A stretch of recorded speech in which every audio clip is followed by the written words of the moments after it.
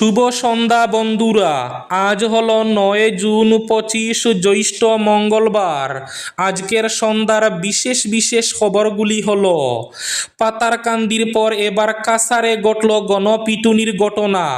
সীমান্তে বাংলাদেশি সন্দেহে যুবককে গণপিটুনি, আশঙ্কাজনক অবস্থায় মেডিকেলে ভর্তি। উজ্জ্বলা যোজনা প্রকল্পে বড় পরিবর্তন, ভর্তুকিযুক্ত গ্যাস সিলিন্ডারের সংখ্যা কমালো কেন্দ্র। এবার বছরে 9টি নয়, বছরে বরাদ্দ 4টি। খান স্যারকে গ্রেফতার করা যাবে না, রক্ষা কবচ দিল কোর্ট, অন্তর্বর্তীকালীন জামিন মঞ্জুর। গৌহাটি উলুবাড়িতে 4র্থ শ্রেণীর ছাত্রকে অপহরণের চেষ্টা, চকলেট দিয়ে 4র্থ শ্রেণীর ছাত্রকে অপহরণের চেষ্টায় গ্রেফতার করা হলো দুর্বৃত্তকে। শ্রীভূমি তথা করিমগঞ্জে কয়েদিদের কাছে মোবাইল ফোন, শ্রীভূমি জেলের 2 সহকারী জেলার ও 2 ওয়ার্ডার গ্রেফতার।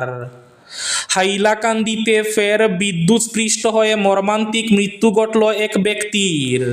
ইরান ইস্যুতে এবার নিজেদের মধ্যে সংঘাতে জড়ালো আমেরিকা এবং ইসরায়েল, সাবধান নেতানিয়াহু, না হলে ইরানে হামলায় নেতানিয়াহুকে একঘরে করার হুঁশিয়ারি ডোনাল্ড ট্রাম্পের।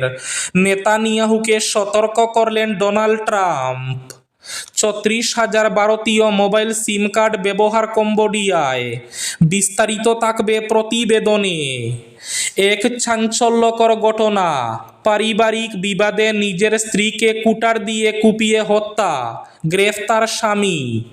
এবং শেষ খবরটি, সিদ্ধেশ্বর শিব মন্দিরে ফুট ওভারব্রিজ নির্মাণের উদ্যোগ বিধায়ক কমলাক্ষ দে পুরকায়স্থের।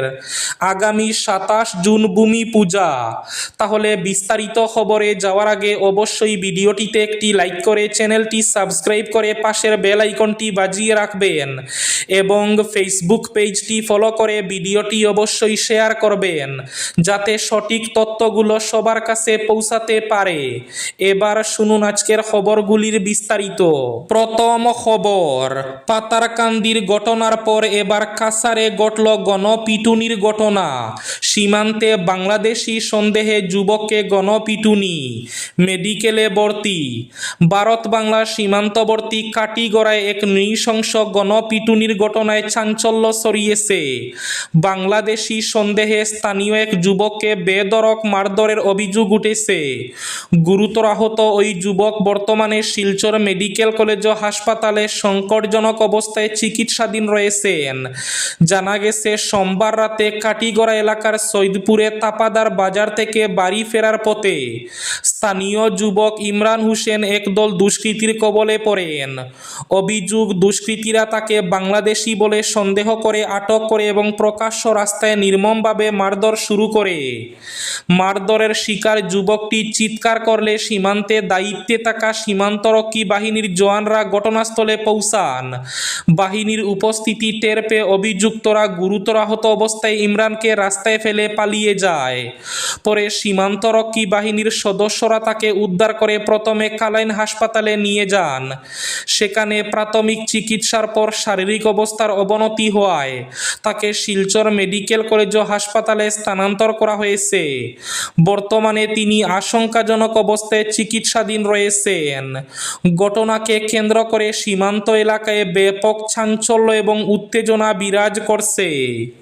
উজ্জ্বলা যোজনা প্রকল্পে বড় পরিবর্তন, ভর্তুকিযুক্ত গ্যাস সিলিন্ডারের সংখ্যা কমালো কেন্দ্র। কমল উজ্জ্বলায় ভর্তুকিযুক্ত রান্নার গ্যাস সিলিন্ডারের সংখ্যা। এবার বছরে 9টি নয়, মাত্র 4টি। দেশের গরিব পরিবারগুলোর জন্য চালু উজ্জ্বলা প্রকল্পের অন্তর্গত ভর্তুকিযুক্ত গ্যাস সিলিন্ডারের সুবিধা আবার কাটছাঁট করল নরেন্দ্র মোদী সরকার। প্রধানমন্ত্রী উজ্জ্বলা যোজনার আওতায় থাকা গ্রাহকেরা এখন থেকে বছরে 4টি করে সিলিন্ডার পাবেন। এতদিন ভর্তুকিযুক্ত রান্নার গ্যাসের সিলিন্ডার বছরে 9টি করে পেতেন গ্রাহকেরা। পেট্রোলিয়াম এবং প্রাকৃতিক গ্যাস মন্ত্রকের অতিরিক্ত সচিব প্রবীণ মাল খানুজার কথা উল্লেখ করে সংবাদ সংস্থা জানায়, সিলিন্ডারের সংশোধিত প্রাপ্যের সংখ্যা মূলত উজ্জ্বলা যোজনার গ্রাহকদের গড় বার্ষিক ব্যবহারের প্রতিফলন। তার কথায়, সরকারের নির্ধারিত প্রতি সিলিন্ডারের সরবরাহের খরচের তুলনায় গ্রাহকেরা প্রায় অনেকটাই সহায়তা পান।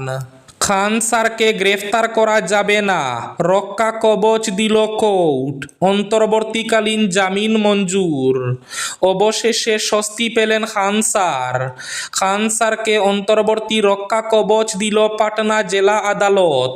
কোচিং বিবাদ এবং গুলি চালনার মামলায় অভিযুক্ত খান স্যারের অগ্রিম জামিন আবেদন শুনেন জেলা এবং দায়রা আদালতের বিচারক। আর সেখানেই বিচারক তাকে আইনি সুরক্ষা দিলেন। তার বিরুদ্ধে কোনো শাস্তিমূলক বা কড়া প্রশাসনিক পদক্ষেপ গ্রহণের উপর স্থগিতাদেশ জারি করা হয়েছে।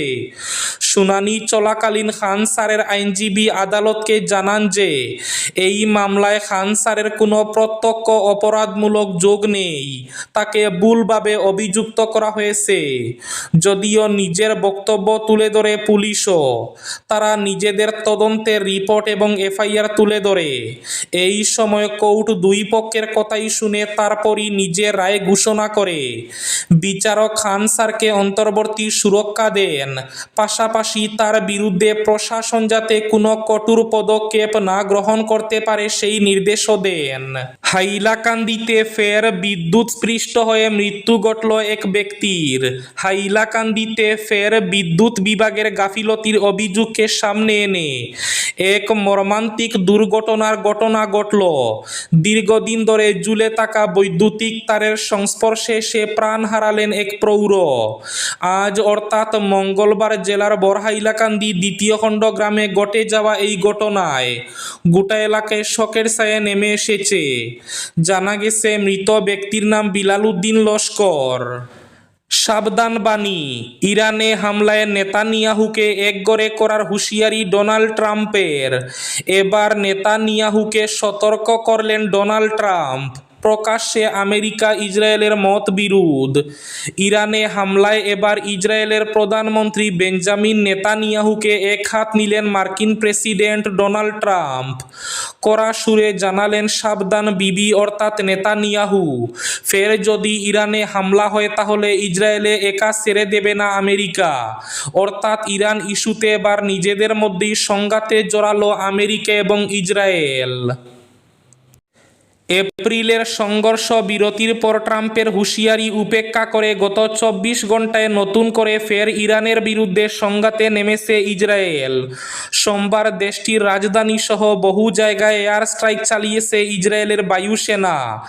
চুক্তির কাছাকাছি পৌঁছে যাওয়ার পর এই ধরনের দায়িত্ব জ্ঞানহীন কাণ্ডে এবার তেলে বেগুনে জ্বলে উঠেছেন ডোনাল্ড ট্রাম্প। 34,000 ভারতীয় মোবাইল সিম কার্ড ব্যবহার কম্বোডিয়ায়। ভারতের বিভিন্ন প্রান্তে গোটা অন্তত 100টি সাইবার জালিয়াতির প্যাটার্নে মিল পেয়েছিল ইডি। 100 কোটি টাকার বেশি এই সাইবার প্রতারণার তদন্ত করতে নেমে আন্তর্জাতিক জালিয়াতি চক্রের সন্ধান পেল এনফোর্সমেন্ট ডিরেক্টরেট অর্থাৎ ইডি। বিদেশে ব্যবহার হচ্ছিল ভারতীয় সিম। তদন্তে উঠে এসেছে প্রায় 36,000 ভারতীয় মোবাইল সিম কার্ড কম্বোডিয়া থেকে ব্যবহার করা হচ্ছিল। এর মধ্যে অন্তত 5,300টি সিম সরাসরি সাইবার প্রতারণায় ব্যবহার করা হয়েছিল। স্ত্রীকে কুটার দিয়ে কুপিয়ে খুন, গ্রেফতার স্বামী। রাজ্যের নোয়াগাঁওয়ের জাজরিতে চাঞ্চল্যকর হত্যাকাণ্ডের ঘটনায় তীব্র চাঞ্চল্যের সৃষ্টি হয়েছে। অভিযোগ, স্ত্রী মনোয়ারা খাতুনকে কুটার দিয়ে আঘাত করে হত্যা করেছেন স্বামী জমিয়ত উদ্দিন। স্থানীয় সূত্রে জানা গেছে, হামলায় গুরুতর আহত হয়ে ঘটনাস্থলে মৃত্যু হয় মনোয়ারা খাতুনের। পারিবারিক কলহের জেরে এই নৃশংস হত্যাকাণ্ড সংঘটিত হয়েছে বলে প্রাথমিকভাবে সন্দেহ। ঘটনার পরপরই অভিযান চালিয়ে অভিযুক্ত জমিয়ত উদ্দিনকে গ্রেফতার করে জাজরি পুলিশ। নিহত মনোয়ারা খাতুন 6 মাস বয়সী এক সন্তানের মা ছিলেন। ঘটনাকে কেন্দ্র করে এলাকা জুড়ে শোক ও চাঞ্চল্যের পরিবেশ বিরাজ করছে। পুলিশ ঘটনার তদন্ত শুরু করেছে। সিদ্ধেশ্বর শিব মন্দিরে ফুট ওভারব্রিজ নির্মাণের উদ্যোগ বিধায়ক কমলাক্ষ দে পুরকায়স্থের। আগামী 27 জুন ভূমি পূজা। কাছাড় জেলার 5 গ্রামের ঐতিহ্যবাহী সিদ্ধেশ্বর শিব মন্দিরের সামনে দীর্ঘদিন ধরে রেলওয়ে ফুট ওভারব্রিজ নির্মাণের দাবি জানিয়ে আসছিলেন স্থানীয় বাসিন্দারা। অবশেষে সেই দাবির বাস্তবায়নের পথে বড় পদক্ষেপ নেওয়া হয়েছে কাটিগড়া বিধানসভা কেন্দ্রের বিধায়ক কমলাক্ষ দে পুরকায়স্থের উদ্যোগে। মন্দির সংলগ্ন এলাকায় রেল ফুট ওভারব্রিজ নির্মাণের কাজ শুরু হতে চলেছে।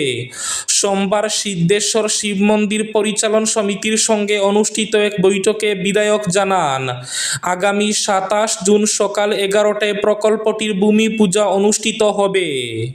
গৌহাটি উলুবাড়িতে 4র্থ শ্রেণীর এক ছাত্রকে অপহরণের চেষ্টার ঘটনায় তীব্র চাঞ্চল্য। চকলেট দিয়ে 4র্থ শ্রেণীর ছাত্রকে অপহরণের চেষ্টা এক দুর্বৃত্তের। প্রদীপ দাস নামের অভিযুক্তকে আটক করেছে পুলিশ।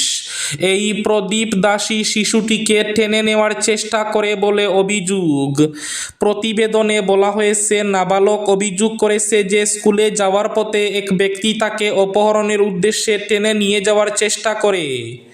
এরপর পুলিশ প্রদীপ দাসকে সন্দেহভাজন হিসাবে আটক করে। শিক্ষার্থী উলুবাড়ির ডিএভি হাই স্কুলের ছাত্র বলে জানা গেছে। এবার শেষ খবরটি কড়া বার্তা কেন্দ্রের। অবৈধভাবে ভারতে থাকা বিদেশিদের বিরুদ্ধে আইনি ব্যবস্থা। বাংলাদেশিদের নিয়েও স্পষ্ট অবস্থান। ভারতে অবৈধভাবে বসবাসকারী সকল বিদেশি নাগরিকের বিরুদ্ধে আইন অনুযায়ী ব্যবস্থা নেওয়া হবে বলে স্পষ্ট জানিয়েছে কেন্দ্র সরকার। এই অবস্থান সকল বিদেশি নাগরিকের ক্ষেত্রেই প্রযোজ্য, যার মধ্যে বাংলাদেশি নাগরিকরাও রয়েছেন। সাম্প্রতিক সময়ে বিভিন্ন রাজ্যে পরিচয় যাচাই, আটক এবং প্রত্যাবাসন সংক্রান্ত পদক্ষেপের পর বিষয়টি নতুন করে আলোচনায় এসেছে। সরকারি সূত্রের দাবি, বৈধ নথিপত্র ছাড়া ভারতে অবস্থান করলে প্রচলিত আইন ও নির্ধারিত প্রক্রিয়া অনুযায়ী ব্যবস্থা গ্রহণ করা হবে। ইতিমধ্যেই দেশের বিভিন্ন প্রান্তে অবৈধভাবে বসবাসের অভিযোগে একাধিক অভিযান পরিচালিত হয়েছে এবং বহু ব্যক্তিকে আটক করা হয়েছে।